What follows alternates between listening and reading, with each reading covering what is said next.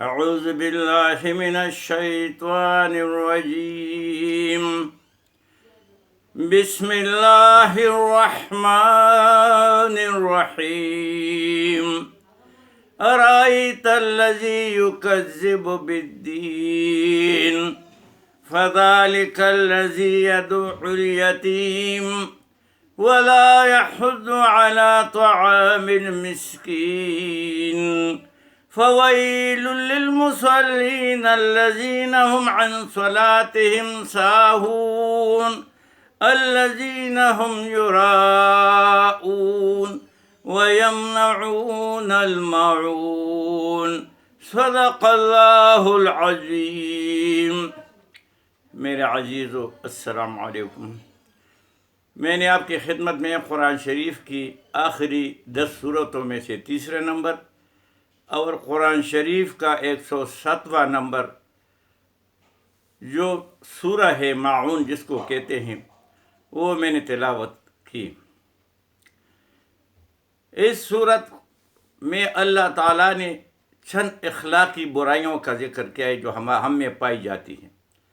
قرآن شریف سراسر نصیحت ہے، سراسر اس میں ساری باتیں جو ہے وہ ہمارے لیے نصیحت ہے، اور مقصد اس کا یہی ہے کہ انسان اس نصیحت پہ عمل کرے.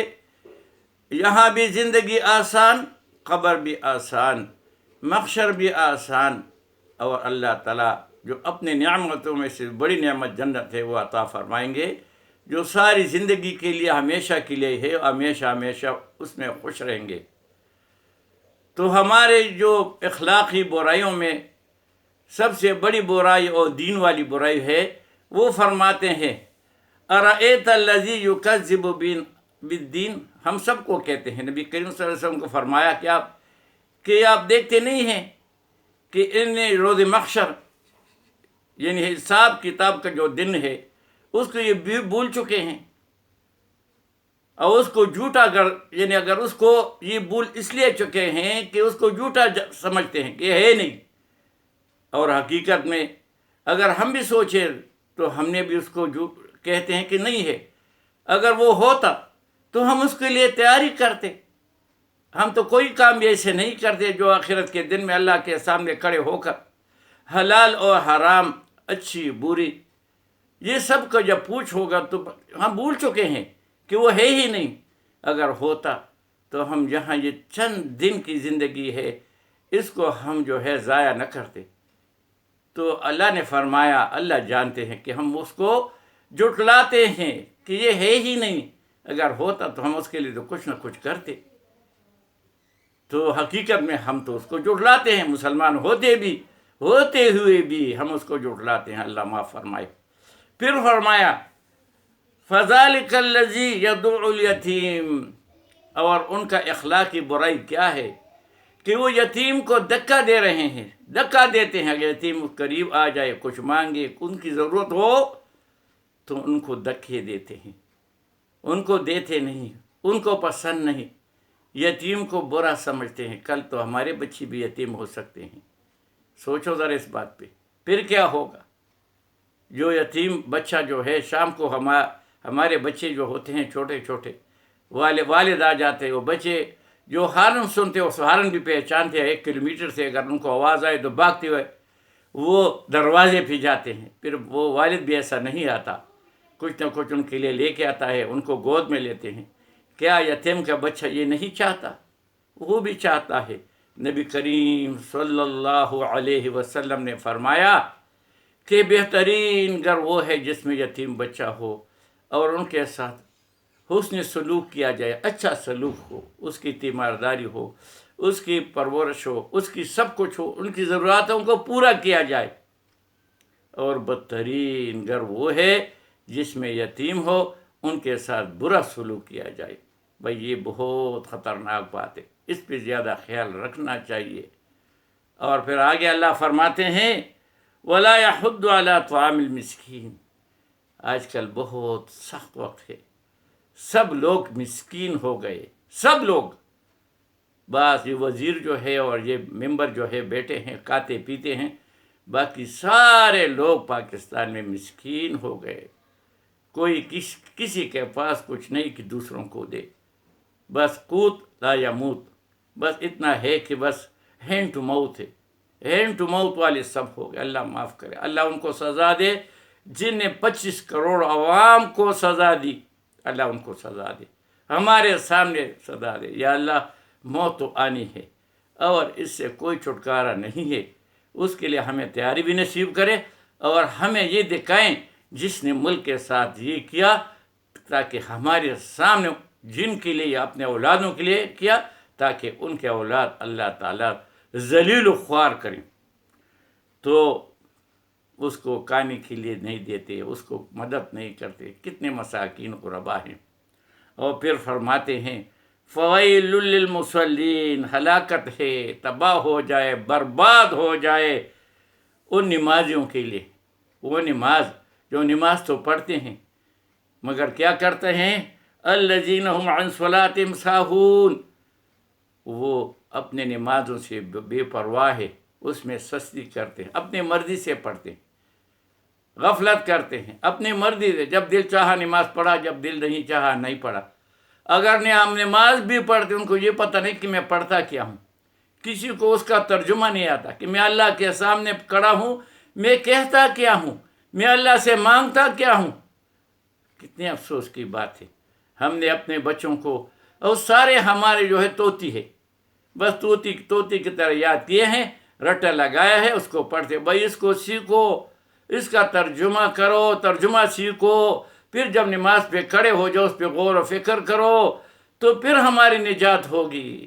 طوطی کی طرح ہم بس بے شک نماز تو ادا ہو جائے گی مگر جو کچھ ملنا ہے وہ ملنے والا نہیں، اس لیے کہ ہمیں پتہ نہیں ہم کہتے کیا ہیں، کچھ بھی ہمیں پتہ نہیں، یہ تو ہمارا زبان نہیں۔ جو قرآن نازل ہو رہا تھا تو ان کا زبان تو عربی تھا، ان کو تو پتہ تھا، ان کو تو ترجمے کی ضرورت نہیں تھی، مگر ہمیں تو ترجمے کی ضرورت ہے۔ تو یہ قرآن، یہ نماز جو ہے سورہ فاتحہ ہے، اور سب لوگ جو ہے سورہ اخلاص پڑھتے ہیں، ٹھیک ہے، بالکل اچھی بات ہے، کیونکہ سورۃ اخلاص جو ہے اس کی اتنی قدر و قیمت ہے اللہ کے ہاں کہ ایک دفعہ سورۃ اخلاص قل هو اللہ احد، جس کو ہم قل ہو کہتے ہیں، پڑھ لے تو اس کو 10 سپاروں کے تلاوت کا ثواب ملتا ہے، اگر 3 دفعہ پڑھیں تو پورا قرآن کی 30 سپارے ہیں۔ آپ خود ذرا سوچیں، نبی کریم صلی اللہ علیہ وسلم کا حدیث مبارک کا مفہوم ہے۔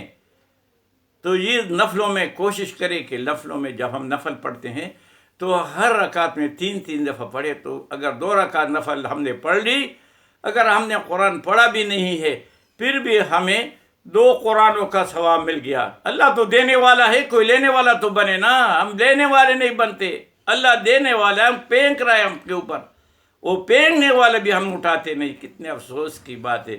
تو فرماتے ہیں کہ وہ اپنے نماز میں سستی کرتے ہیں، غفلت کرتے ہیں، بے خبر ہے، وہ ان کو کوئی پتہ نہیں، وہ بس نیچے جیسے کوا جو ہے وہ ٹونگے مارتے ہیں، نیچے ٹونگا مارا اوپر جاؤ، یہ کیسی نماز ہوگی؟ یہ اللہ سے لینے کا کیا ذریعہ ہوگا؟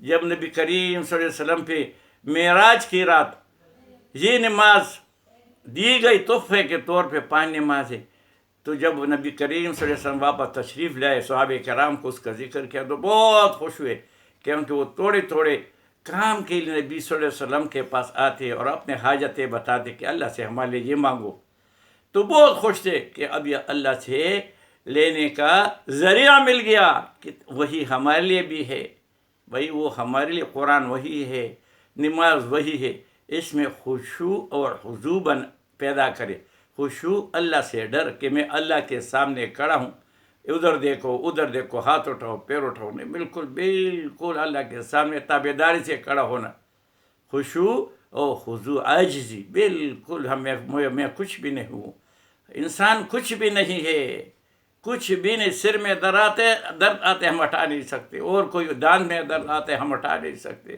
روتے پیٹتے ہیں، ڈاکٹروں کے پاس بھاگتے ہیں، انسان کے پاس بس کی کوئی چیز بھی نہیں، تو بھائی وہ کیا کرتے ہیں؟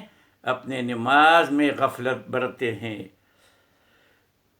اور پھر الذین هم یراؤون، اور یہی لوگ ہیں جو ریاکاری کرتے ہیں، ریاکاری لوگوں کو دکھلاوے کے لیے، یہ بڑا نمازی ہے، بڑا روزے دار ہے، بڑا نیک ہے، او بھائی اس سے کچھ نہیں ملنا، اللہ کے ہاں پکڑ ہوگا، نبی کریم صلی اللہ علیہ وسلم نے فرمایا کہ جس نے ریا کے لیے روزہ رکھا تاکہ لوگ دیکھے اس نے شرک کیا، اور جس نے ریا کے لیے نماز پڑھی اس نے شرک کیا۔ وہ بھائی اگر اس سے ہم نماز نہ پڑھے، روزہ نہ کرے، روزہ نہ رکھے تو وہ شرک سے تو بچ جائیں، تو وہ نماز اور روزہ کیا ہے جو شرک میں شامل ہوگا، اس لیے کہ اس میں ریا ہوگا۔ اگر ایک آدمی اللہ کی رضا کے لیے ایک کھجور کی گٹھلی جس کی کوئی قیمت نہیں، کوئی قیمت، ہم کھجور کھاتے گٹھلی کو پھینکتے ہیں، اتنا بھی اللہ کی رضا کے لیے کس کو دیتا ہے؟ اللہ تعالیٰ احد کے پہاڑ کے برابر اگر وہ سونا جو ہے خیرات کرے، اتنا ثواب اللہ دیتا ہے۔ اللہ تو دینے والا ہے بھائی، کوئی لینے والا تو بنے۔ مگر اگر ریا کے لیے کچھ کیا، بہت سے بڑا کام کیا، یہ جو دیواروں پہ لکھا ہوتے فلانے کی فرش بندی کی، فلانے، بھائی تم نے اپنے پیسوں سے کیے، آدھے پیسے تو تم نے جیب میں ڈالے، اور یہ جو بدست جناب اور فلانا ڈنگلا، یہ چیزیں چھوڑو، یہ قوم کے پیسے ہے، قوم، تم نے قوم پر کون سے احسان کیا؟ اور یہ ٹھیکے جو لیے ہے، کچھ وہ مختلف دفتروں نے لے لیا، کچھ نے ٹھیکیدار نے جیب میں ڈالا، کچھ آدھا تم نے ڈالا، آدھے ادھر گیا، اس کا اللہ پوچھے گا۔ یہ قوم کا چندہ ہے، یہ سرکاری مرکاری کچھ نہیں ہے، کس کس کو یہ چندہ وہاں دو گے واپس؟ ڈرو اللہ سے، اللہ سے ڈرو۔ یہ جتنے لوگ ہیں جو دفتروں میں بیٹھے ہیں، جو عیاشی کرتے ہیں، حرام خود بھی کھاتے ہیں، اپنے بچوں کو بھی کھلاتے ہیں، اور نماز پڑھو، روزہ حج پہ جاؤ، چھوڑو یہ ساری چیزیں، اپنا رزق کو حلال کرو۔ جب تک کسی انسان کے پیٹ میں ایک بھی نوالا حرام کا ہوگا، نبی کریم صلی اللہ علیہ وسلم نے فرمایا اس کی دعائیں اللہ تعالیٰ قبول نہیں فرماتے، ان کی عبادتیں اللہ تعالیٰ قبول نہیں فرماتے۔ ابھی ہمارے وزراء، مالدار لوگ، اسمبلی والے جو تھے، وہ جہاز بھر کے وہاں گئے اور کہتے سرکاری خرچ پہ میں نے آپ کے لیے انتظام کیا، بھائی آپ لوگ جو ہے کل جائیں اور حج کریں۔ اس حج کا کیا فائدہ؟ حج جو ہے یہ قربانی ہے، مال کی قربانی ہے، اور یہ جان کی قربانی ہے۔ اس میں تو مال ہے ہی نہیں، مال تو ہمارا تھا، یہ ہمارے لیے حج کے لیے گئے، اور جان کی قربانی بھی نہیں ہے۔ وہاں اسپیشل 5 اسٹار ہوٹل میں ہمارے پیسوں سے بندوبست کر کے اس عیاشی سے وہاں لیٹے رہے، اور کچھ بھی نہیں، نہ اللہ قبول کرنے والے ہیں، اور ان کی منہ پر یہ عبادتیں پھینکی جائے گی۔ اور پھر اللہ آگے فرماتے ہیں وَيَمْنَعُونَ الْمَاعُونَ۔ یہ آخری آیات جو ہے یہ بہت فکر والی آیات ہے۔ ہمارے گھروں میں ایسی کئی چیزیں ہوتی ہیں جو محلے والے آتے ہیں، ہر گھر میں کچھ نہ کچھ، کیونکہ کوئی بھی اس دنیا میں کوئی بھی جو ہے وہ مکمل نہیں، کوئی پرفیکٹ نہیں۔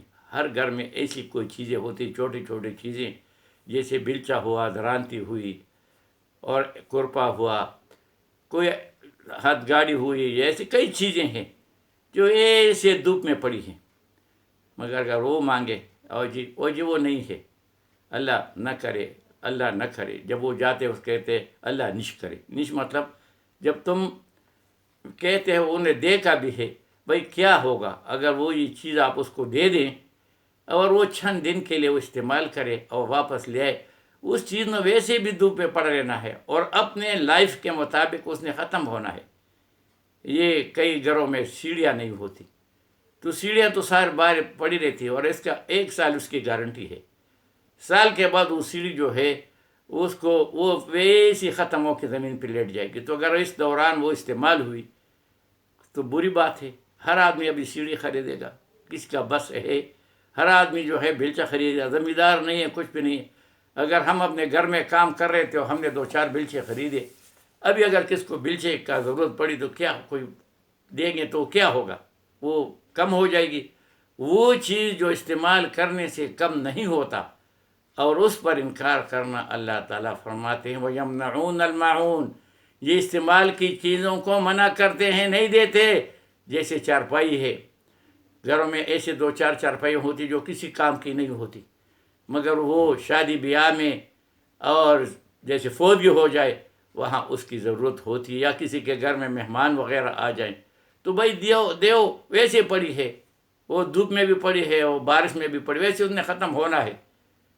تو اگر کسی کے استعمال میں آ جائے 2-4 دن وہ استعمال کرے کتنی بڑی بات ہے. بھائی اللہ سے ڈرے، اللہ سے ڈرے.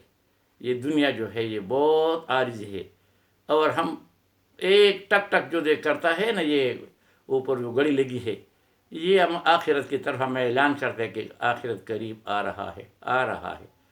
اور ہم غفلت میں پڑے ہوئے، غفلت کے نیند سے ہمیں بیدار ہونا ہے پہلے میں، باقی سب. یہ نصیحت میرے لیے بھی ہے، آپ لوگوں کے لیے بھی ہے. اللہ کی نصیحت جو ہے یہ اس پہ ہمیں عمل کرنا چاہیے. یہ سچ 100% سچ اور پکا ٹکا ہے. اگر آج ہم نے آنکھیں بند کی ہے، آج مجھے اللہ نے کچھ دیا ہے، کچھ لوگوں سے کچھ زیادہ، تو جو جس کو نہیں ملا اس کو ہم حقیر نہ سمجھے. وہ بھی آزمائش میں ہے، غربت کی آزمائش میں، کہ وہ کیا کرتا ہے، چوری کرتا ہے، چکاری کرتا ہے، کیا کرتا ہے، اللہ کے نافرمانی کرتا ہے، اللہ کی ناشکری کرتا ہے. اور اگر کس کو تھوڑا بہت اللہ نے دیا ہے تو وہ بھی آزمائش میں ہے. وہ کیا کرتا ہے، وہ لوگوں روکتے ہیں ان چیزوں کو، وہ کیا سمجھتے ہیں کہ وہ ساری زندگی خوشی میں ہوگا. ہم نے کئی لوگوں کو دیکھا کہ ان کے پاس کچھ نہ تھا، اللہ نے بہت کچھ دیا، اور جن کے پاس بہت کچھ تھا اللہ نے ان سے سب کچھ لے لیا. بس بھائی کوشش یہ ہے، ہماری باتیں تو یہ ہے کہ بس آخرت کی طرف بس رواں دواں ہیں ہر ایک آدمی. یہ آخرت کا سفر ایسا سفر ہے، اگر باقی دنیا کی سفر جو ہے اگر بیٹھ گئے تو سفر نہیں جاتا، اگر لیٹ گئے تو نہیں، اگر سو گئے. یہ ایسا سفر ہے، رحمان بابا نے اس کا ذکر کیا ہے کہ لیٹے بھی ہو، جاگے بھی ہو، سوئے بھی ہو، روئے بھی ہو، جس بیمار ہو، خوش ہو، یہ سفر جاری ہے. اور یہ اس کا رکنے والا جگہ جو ہے وہ قبر ہے. وما علینا الا البلاغ.